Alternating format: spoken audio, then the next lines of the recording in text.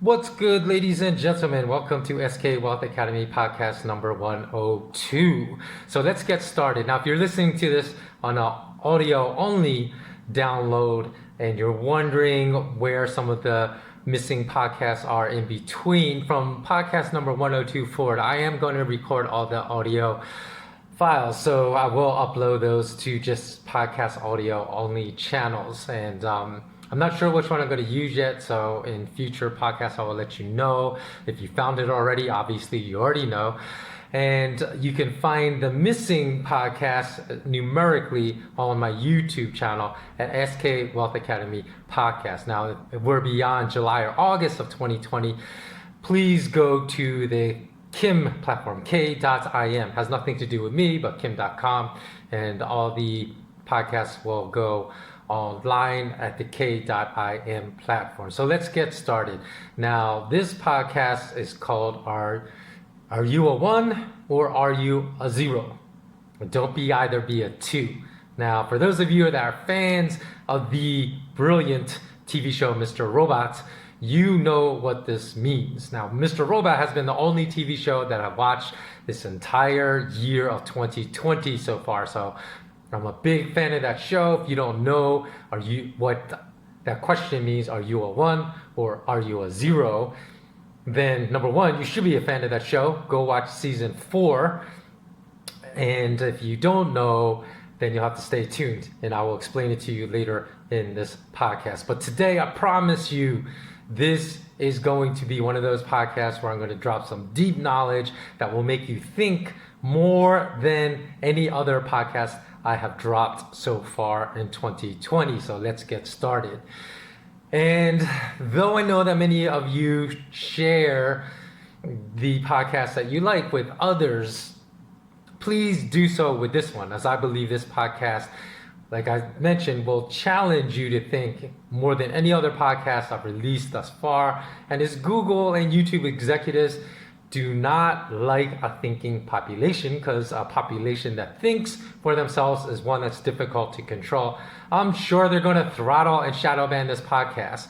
So, when I eventually do move over to the k.im platform, I'm sure that some of you are going to be really surprised at the number of views my podcast receive, only because I'm positive that the number of views for even this tiny channel that only has like 1,060 subscribers at this point is being throttled, because there's no way possible, even with just 1,060 subscribers, that some of my most recent podcasts only received 20 to 30 views in the first 48 hours. Because on my old channel, even with 100 subscribers, when I dropped a new video, they would get 100 views within the first 48 hours. Now I'm only getting 20 to 30. So versus just a few weeks ago, I was getting 1,000 views or more. And even then, I'm sure those views were throttled. So this is how I know the parasitic class is afraid of us.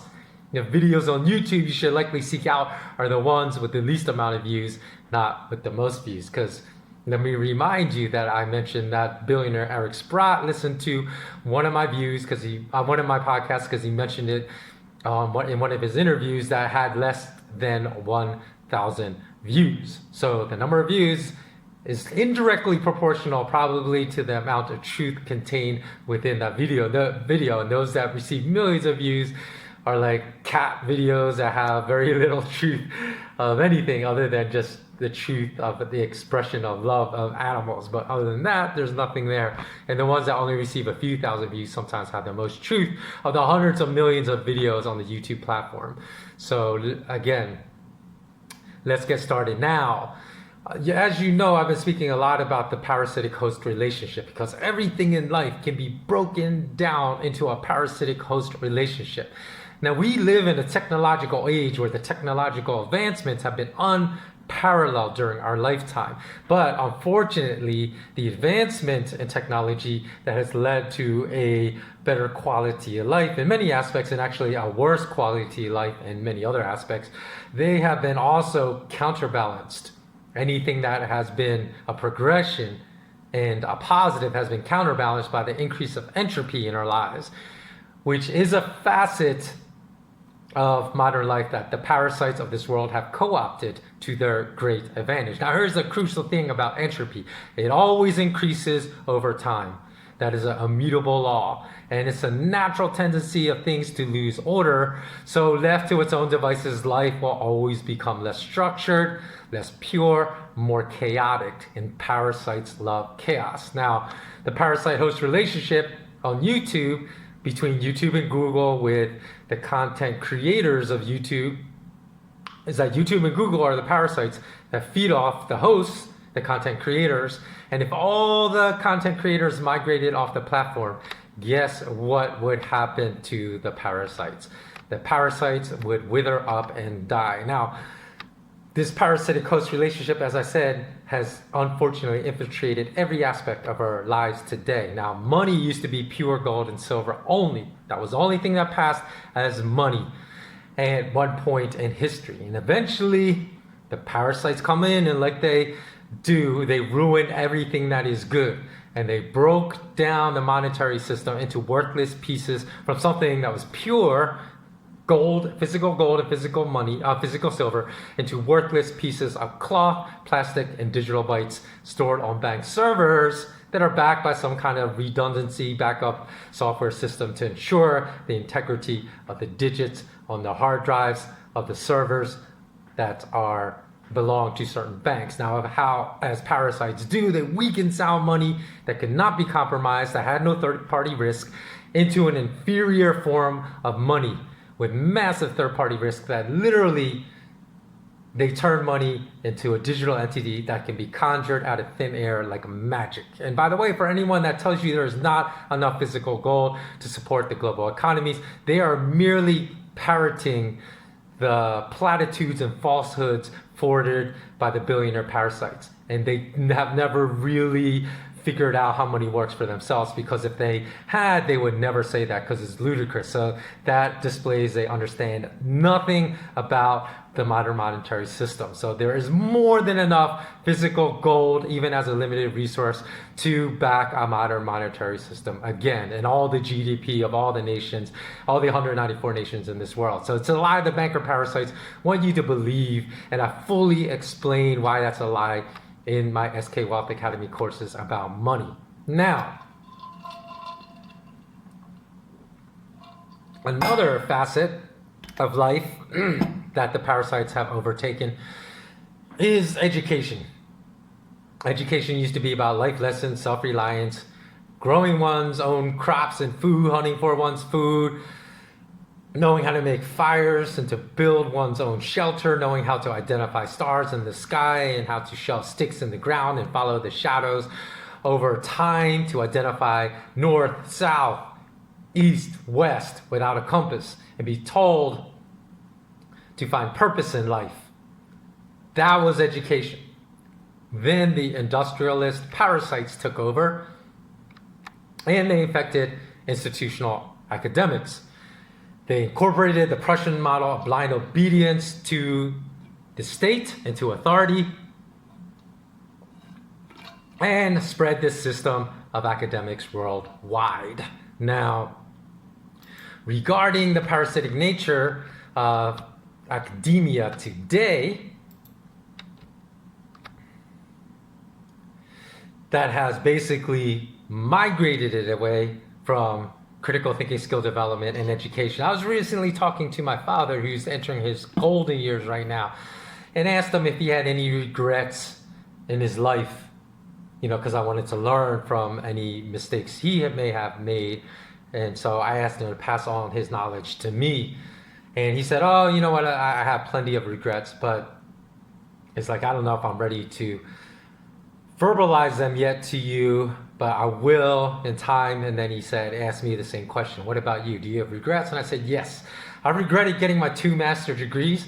I regretted getting a university degree from a private university, because as an entrepreneur, all of these academic degrees, because they had a very low educational component, even though I supposedly went to prestigious schools and institutions of academia, they were all a very low utility to me and it actually had a net negative effect on my life. And I told him the reason that had a net negative effect on my life is because business school taught me a bunch of rubbish and theory that did not apply in the real world. And that was actually not even a net zero effect, it was net negative, because then I had to unwind all that garbage that was up here. I had to unlearn it. So, my academics put my education back this far. Then when I learned stuff that was actually propaganda and lies in my MBA program from one of the top universities in America, I had to unlearn it. That pushed me back here. So just to get back to the starting line, I had to swim upstream like a salmon.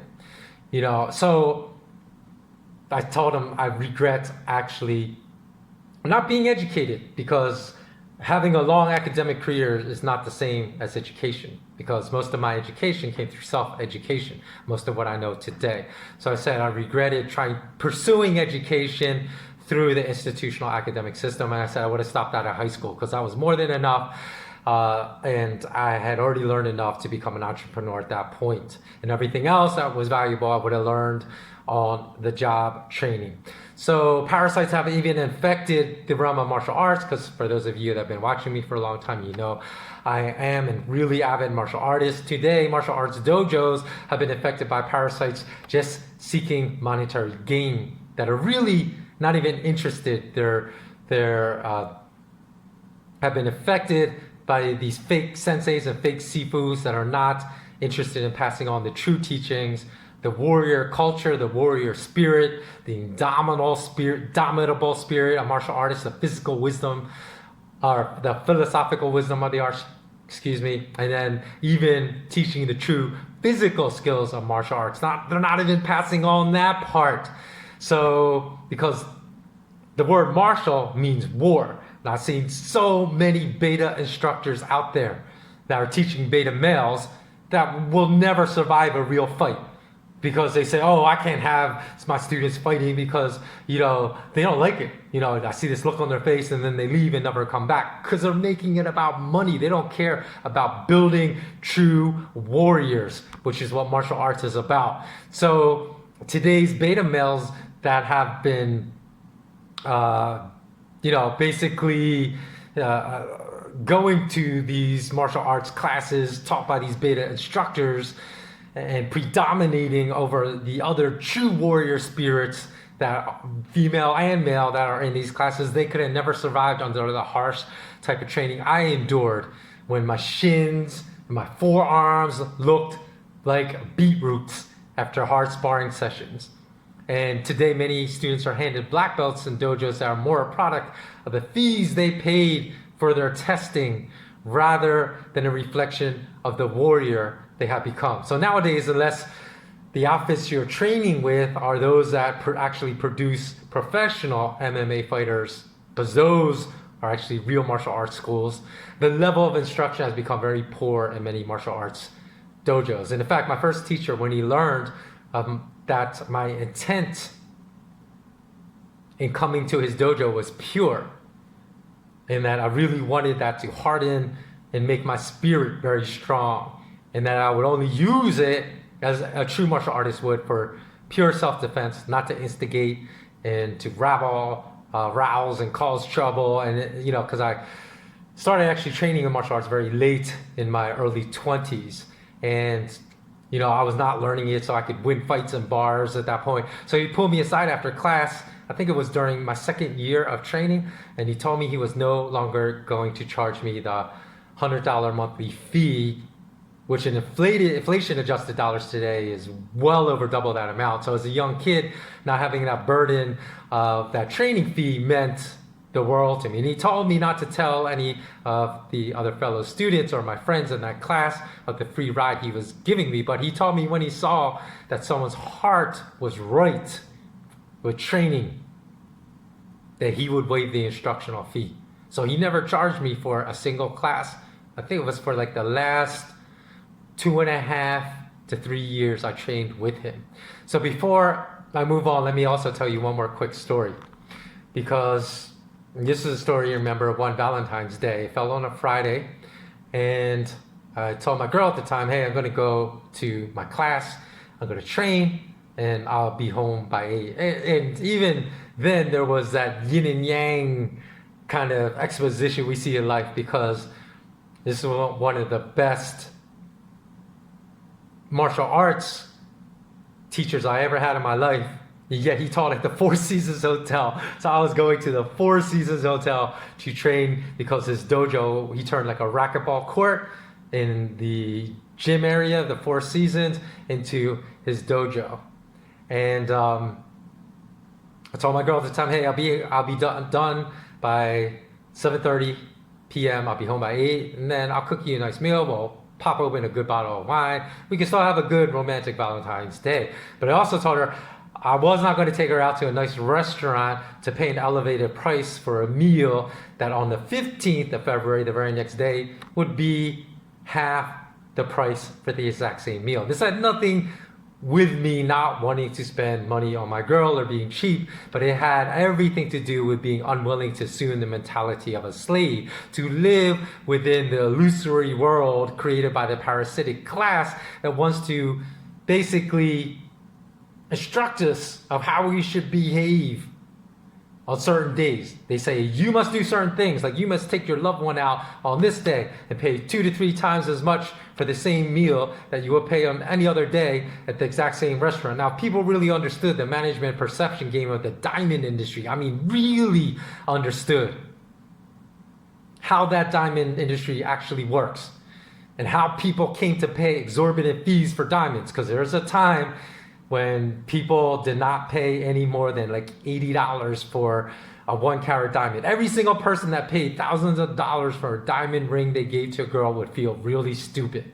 Because even Mark Zuckerberg, I'm convinced Mark Zuckerberg, the CEO of Facebook, understands the management perception game of the diamond industry. Because why do I say that? Because when he got engaged, he did not give his wife a several carat, like $1 million diamond ring. What he gave his wife was a ruby engagement ring. So in any event, when I went to class, I thought, hey, maybe I'll be one of 2 to 3 people that show up. Now, my class was really small because we were like family. We were very tight knit, and there was maybe 10 of us total in that class.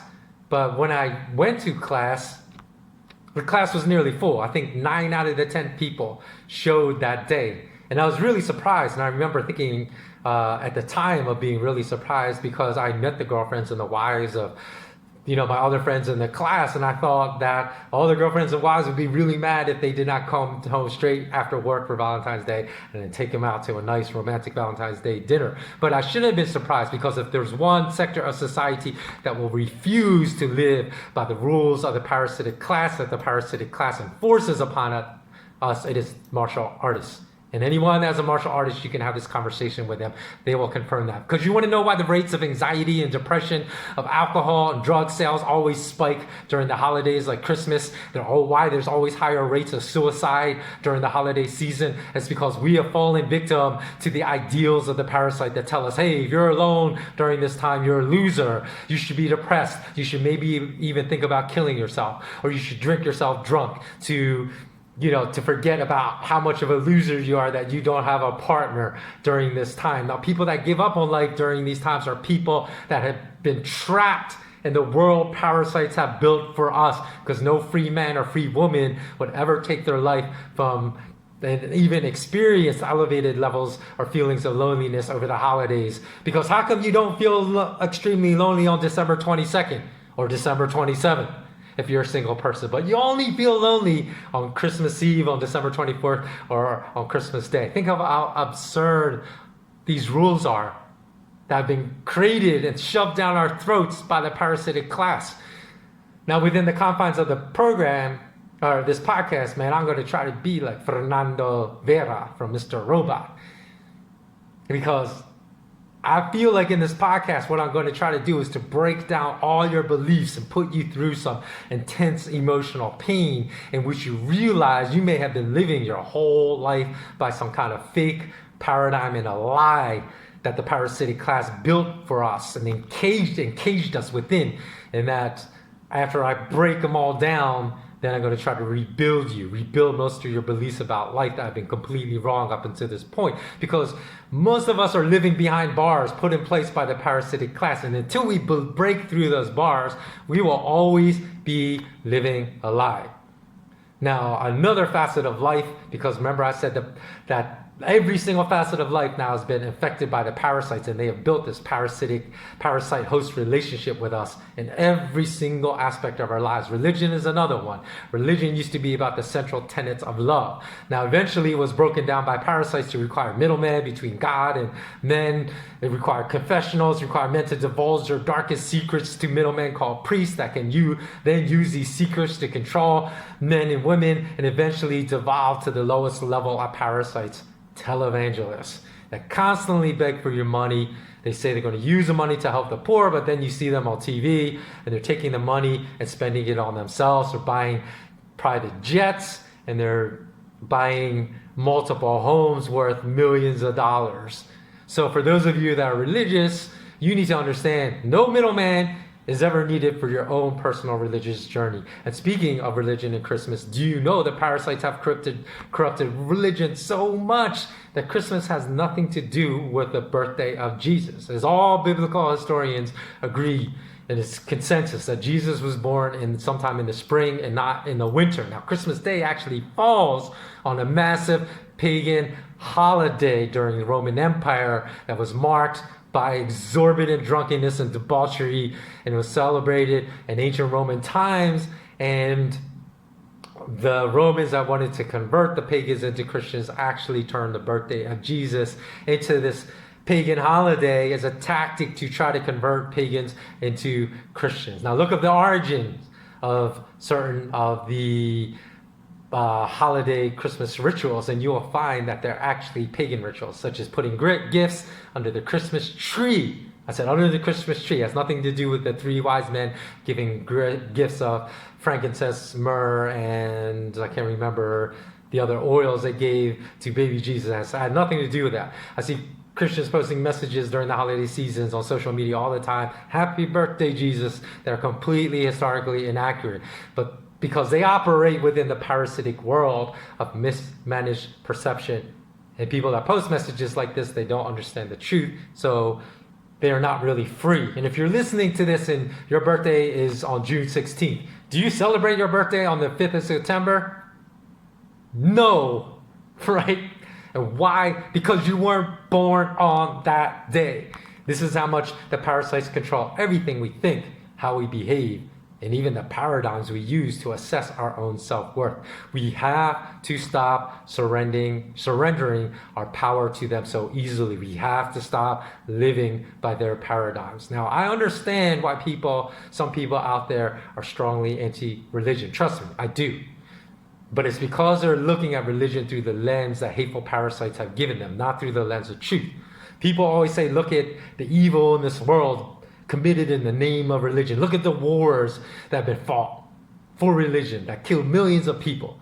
But guess what they don't say? They don't say, look at all the millions of people killed in the name of people that believed in no religion, like Chairman Mao of China and Stalin of Russia.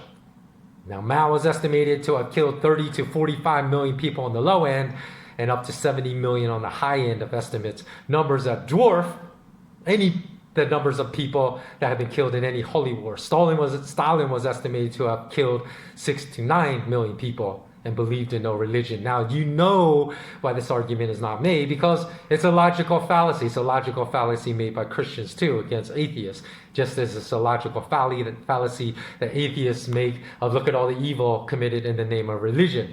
And they just cherry pick information that fits their beliefs but never proves their beliefs.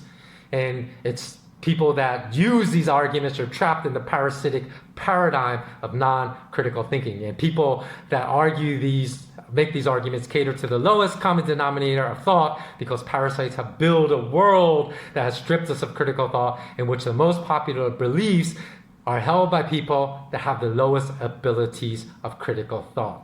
So it's the same fallacy as attending a prestigious school and believing you are highly educated when you graduate, when the exact opposite may be happening, and perhaps you're being dumbed down in these so-called prestigious institutions of academics. Because How can you have graduated from Harvard, Oxford, Princeton, MIT, Stanford, Yale, and not be able to think for yourself? Because I've witnessed dozens of these graduates who cannot think for themselves.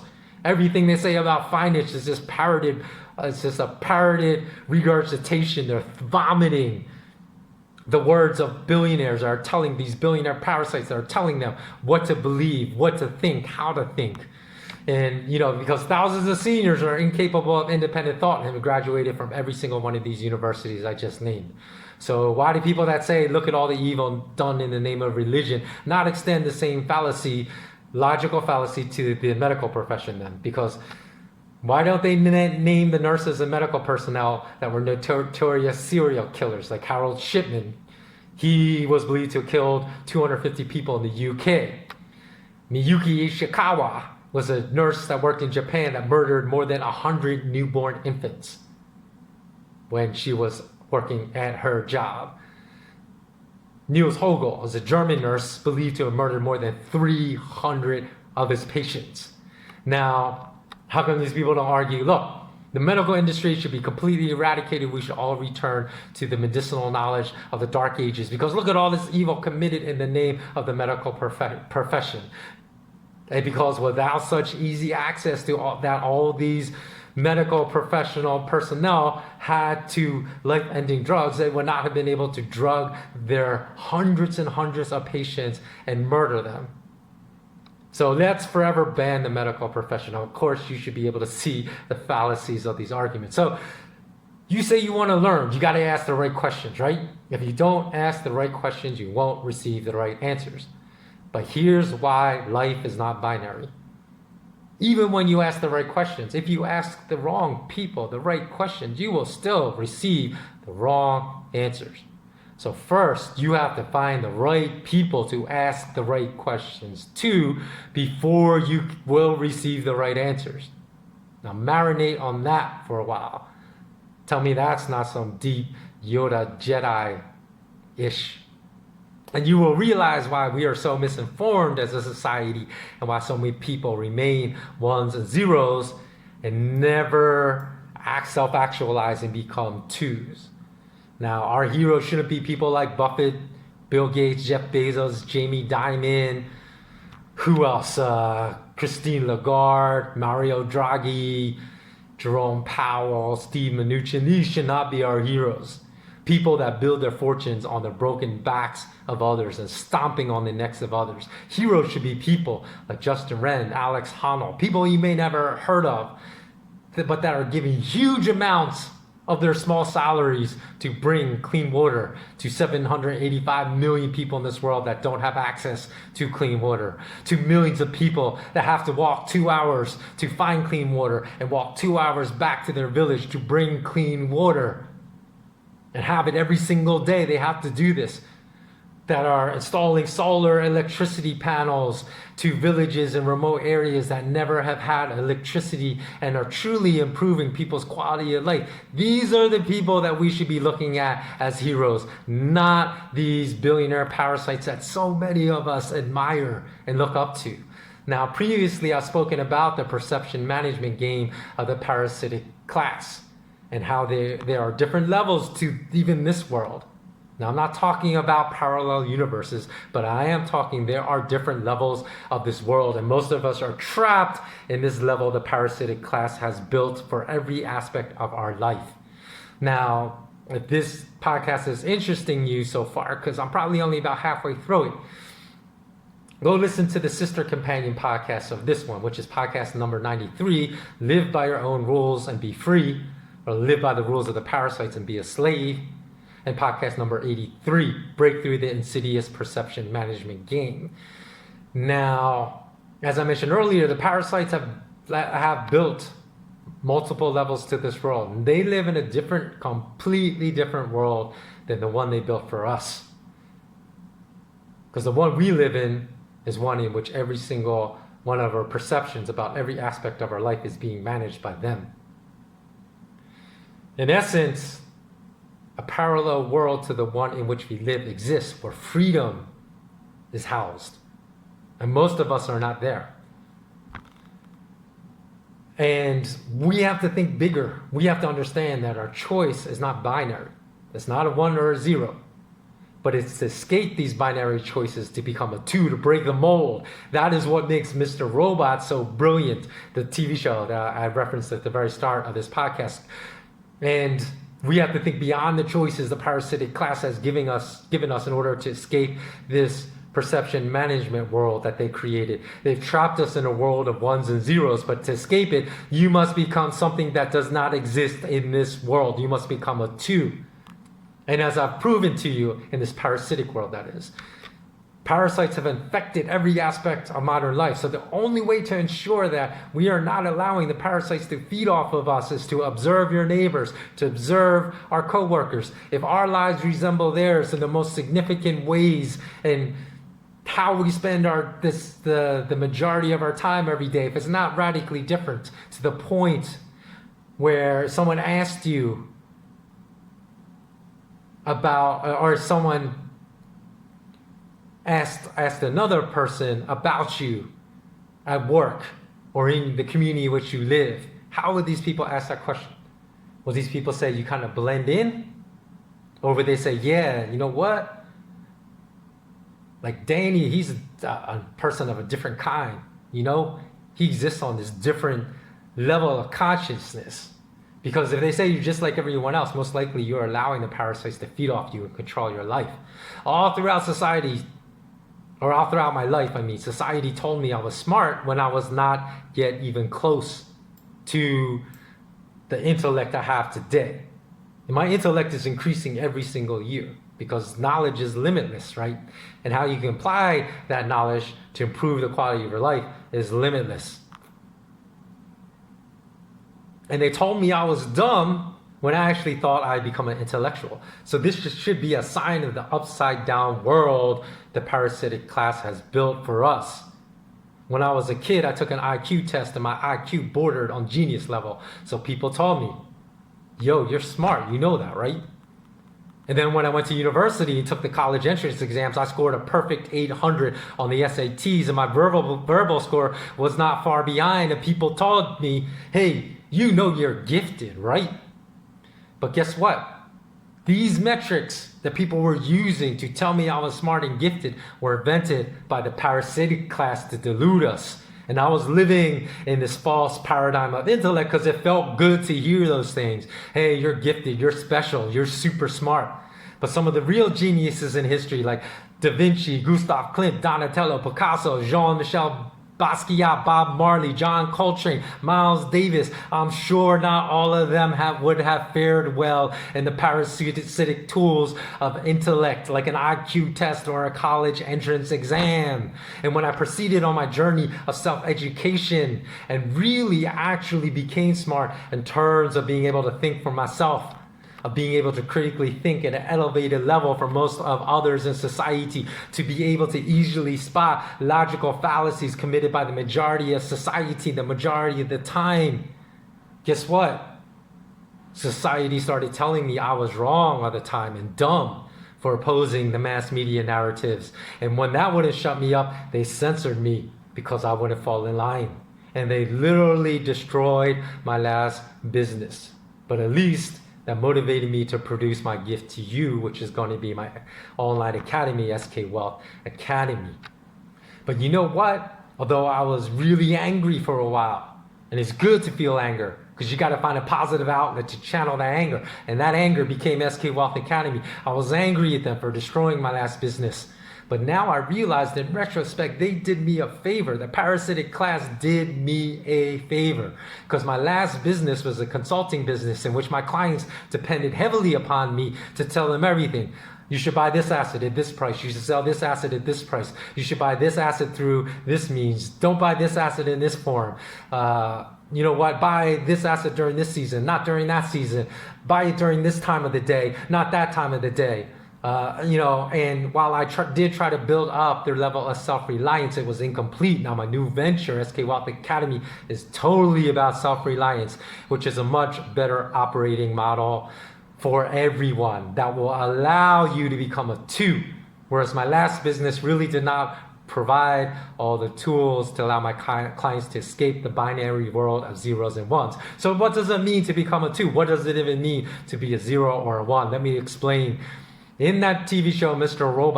Robot is a figment of the main protagonist's imagination. The main protagonist's name is Elliot.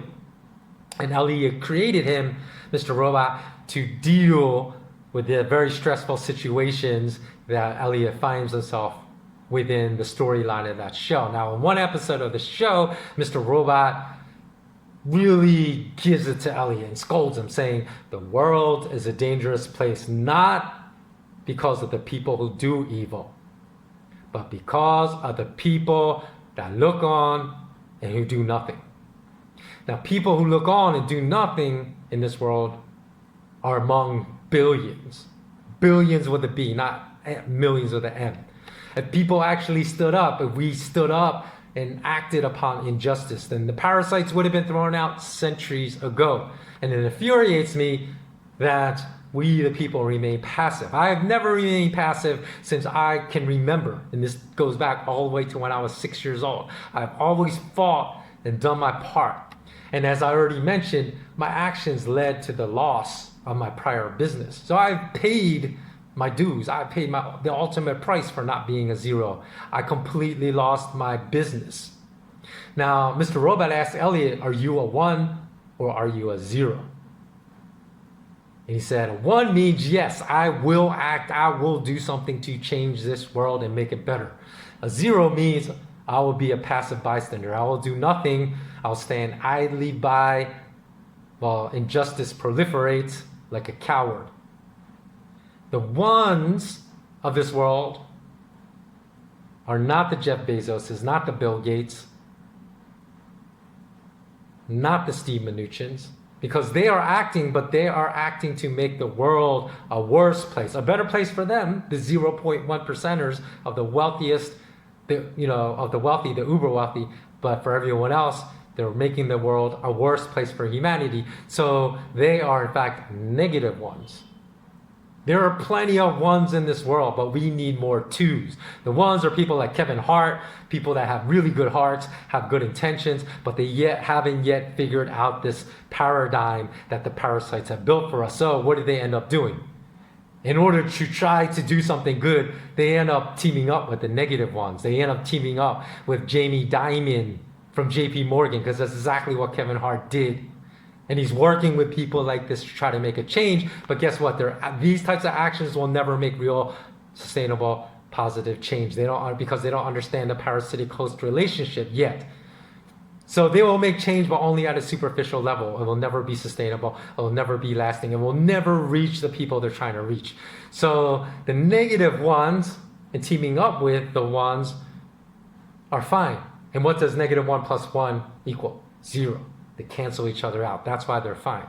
Because the 1s working this way do not pose any threat to the negative 1s. Now the 2s, the people that have broken out of this binary system, are people like Alex Honnold, Justin Wren, Malala Yousafzai, Vandana Shiva, Muhammad Yunus. If you don't know who these people are, you can find them. I'll put them in the links in the show notes below. Just click the read more link on the YouTube podcast. These are people that have broken outside the parasitic system to make change. Because you cannot make positive change within the parasitic system. You have to step outside, go beyond the boundaries. When challenged by Mr. Robot to be a 1 or a 0, Elliot says, the world's not binary, though. He says, I'm trying to think of exactly what he said. He said something like, the world's not binary. Everything is not good or evil. There's a lot of gray in between. Life is more complex. You cannot just say, are you a 1 or are you a 0? And Elliot makes a brilliant point, but then Mr. Robot, his alter ego, comes back at him hard and makes just as good of a point. And Mr. Robot acknowledges Elliot's position, saying, yes, life is complex. But whether or not we live in a world we desire, or we continue to live in this world the parasites have built for us, does come down to a binary decision. We either act or we do nothing. If we act, we become more powerful than the parasites. If we do nothing, the parasites continue to feed off our blood, and we will remain slaves the rest of our lives. And that is a simple binary decision. And this leads back to my discussion of entropy in podcast number 101. Because only a handful of billionaires benefit from these principles of entropy, in which the purity of our systems of food, education, money, politics, law enforcement, religion, and the devolution of these systems from once pure forms into more chaotic, destructive forms that the billionaires parlay into more power and control. Guess what? The rest of us, the 99.9% of this world, we suffer from that entropy. But we have the control to counterbalance that entropy and bring the world back into equilibrium. If we become the ones or move from being zeros into ones, because before you can become a 2, you have to become a 1 first. And about 99% of people in this world right now are zeros. So let's convert them, that's me and you, convert them into 1s, and then they can become a 2. So in fact, I have never reviewed a TV show before on either this channel or my old channel, but I may review season 4 of Mr. Robot because it is layered with many complex analogies that are extremely relevant to what is happening right now in this world. And I'm sure many of those analogies go right over everyone's head. And not because I'm saying, I'm more intellectual than any of you watching this. Many of you, I'm sure, catch analogies that I miss, Mr. Robot. I'm only saying that I probably have caught some that many of you have missed because we all think differently, right? So the way I perceive this world is going to be different than the way you perceive this world, which is going to be different than the way Lisa perceives this world, which is going to be different than the way Jenny perceives this world, which is going to be different than the way Ralph perceives this world. So that's why we all can bring something different to the table. So all I'm saying is I probably have insights that maybe none of you have considered because of how I see the world, and that affects how I view that show. So how do we become a 2? We stop living in this world. We reject this parasitic world that they have created to trap us within.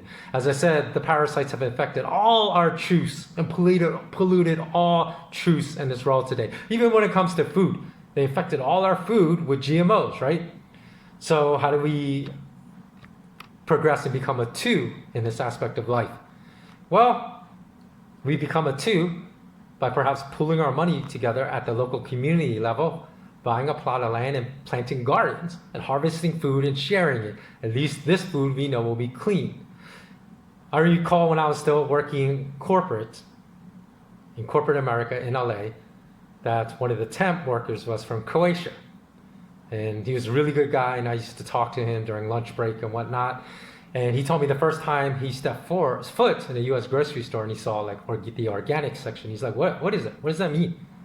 It looks like exactly, well, he said it was smaller, right? Because we all know organic food doesn't grow as large and it's not as pretty as the pesticide spray food or the GMO food. But he said, what does organic mean? Because he didn't know, because he said there was no such thing as organic food in Croatia. I said, what do you mean? Why was there no organic food in Croatia? Because he said all food in Croatia is the same as what you call organic here. So it's just food. Just like Chinese people don't call Chinese food, because Chinese food is just food to Chinese people.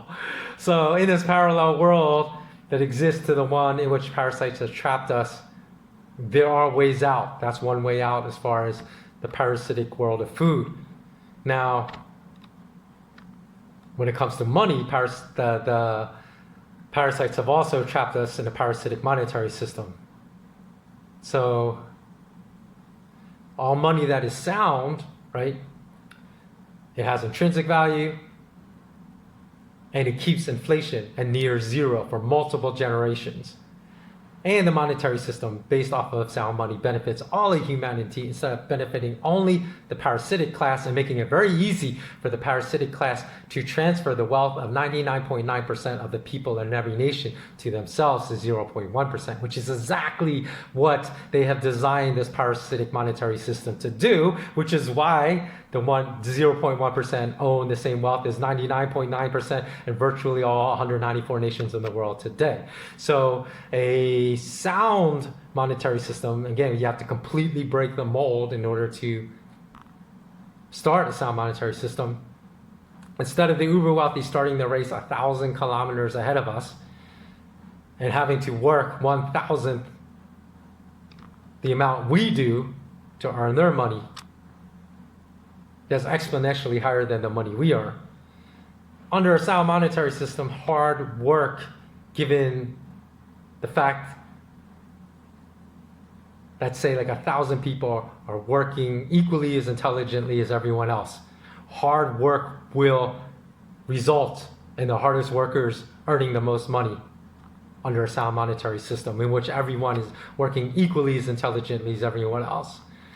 So this is not the paradigm that exists today, because the parasitic billionaires exploit the parasitic monetary system they have created to work less hard than the rest of us while making much more money than the rest of us.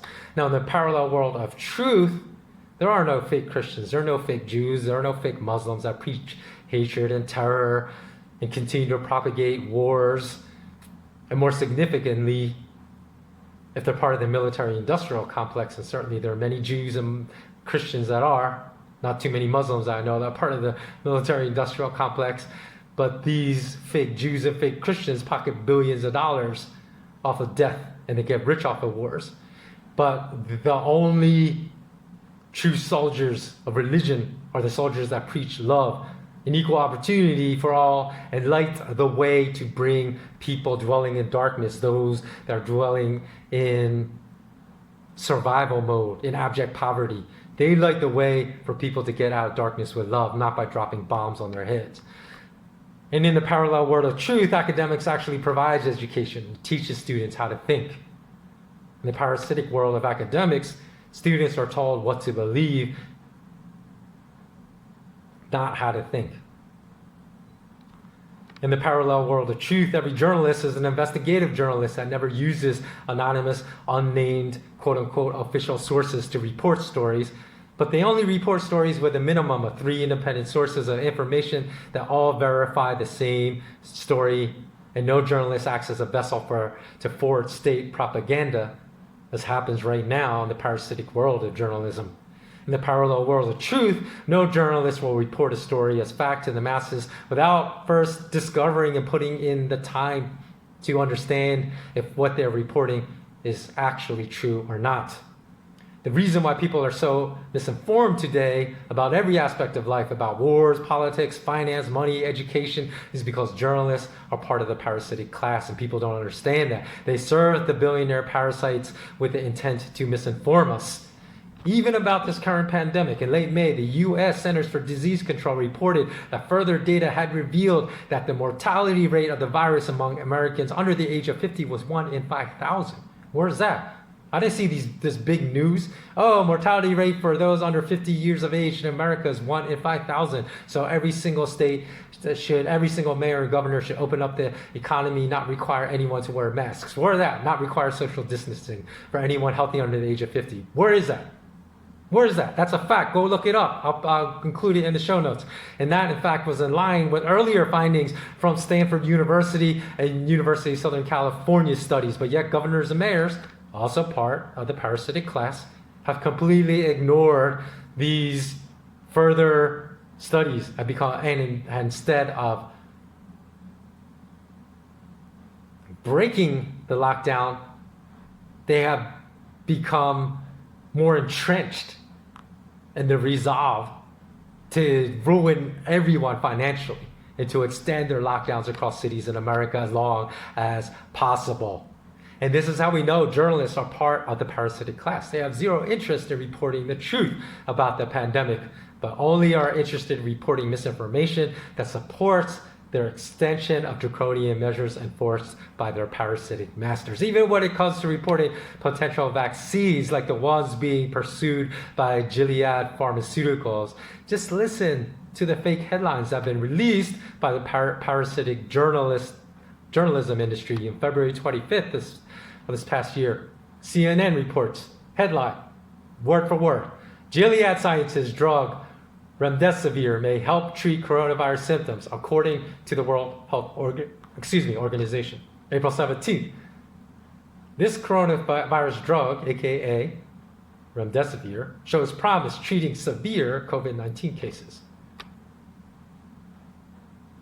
Now, if you go look at the US stock market in accordance to how to react to these headlines, the stock market in late February was tanking a few days before this headline ran, but then it made a sharp 4-day rally shortly after these headlines were released by the parasitic journalism class. And in April 17th, again, we saw a spike higher in the US stock market after these headlines came out. Now, interestingly enough, on April 7th, there's another article. I'll find it and I'll put the link in the show notes below. It was titled, WHO releases data showing remdesivir not effective against the virus. So there was a leak, an unintentional leak by doctors and global health organizations in May that proved that all the data was being manufactured about the vaccine remdesivir potentially being a solution and a good vaccine to treat the virus. Because this leak showed that none of that data was true. That was really ineffective. So think about the lack of journalistic integrity that these articles prove. Think about the implications of these fake stories planted by media sources owned by billionaires that also happen to own the vast majority of US stocks, and also are the parasitic class that would benefit the most from the planting of these fake stories and the temporary spikes in the US stock market that resulted from these fake stories. And these are the same journalists you want to believe that are reporting the statistics of the numbers of infected and numbers of people dead during this pandemic that are being used by the parasitic class to keep everyone under lockdown. How foolish are we?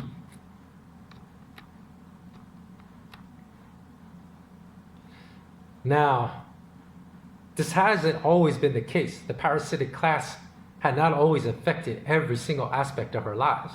There was a time it wasn't this way, so guess what? That means it's possible for us to return to that time, these better times in our past, when it wasn't this way. Now, even law enforcement today all over the world has become a part of the parasitic machine and apparatus. You can find dozens of videos online on YouTube of NYPD violently beating New York citizens simply for not wearing face masks or practicing social distancing, even if they're under the aforementioned 50-year-old age group and completely healthy. That the US CDC has reported as having only a 1 in 5,000 to 1 in 6,500 chance of dying if infected. You can find the same things going on in India, where parasite PM Narendra Modi has ordered his parasitic state police to savagely beat any poor person that leaves his or her home because they need to work to get the income necessary to buy food to feed their family. So it's crystal clear that law enforcement has become part of the parasitic apparatus as well. And it goes without saying that the military-industrial complex that continues to make billions off of death is part of the parasitic class as well. Now, in the parallel world of truth that exists right now, we don't even have to create it. We just have to move from the parasitic world in which we are engaged outside of the boundaries of the binary system to become twos and to live in the parallel world of truth. How do we do that? Well, we can't stay within the rules of the global corporate world. We can't continue to use Google. We have to leave YouTube. We have to leave Facebook. Because we can't create sustainable positive change for humanity within the platforms the parasitic class created for us. We have to abandon these binary systems completely and move outside of them if we want sustainable change.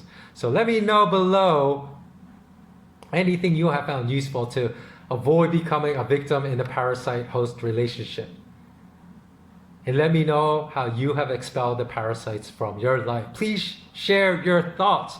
Do not be shy. Please comment below so that every person that views this podcast can understand, if you're a 2, how you went from being a 1 to a 2, or perhaps even from a 0 to a 1 to a 2. Share your insight and experience with us. Do not be afraid of the parasitic class, because fear is what will keep us spiraling down this rabbit hole, while love and action is what will get us out of it. Okay, as always, thanks so much for watching, and as always, remain intensely curious.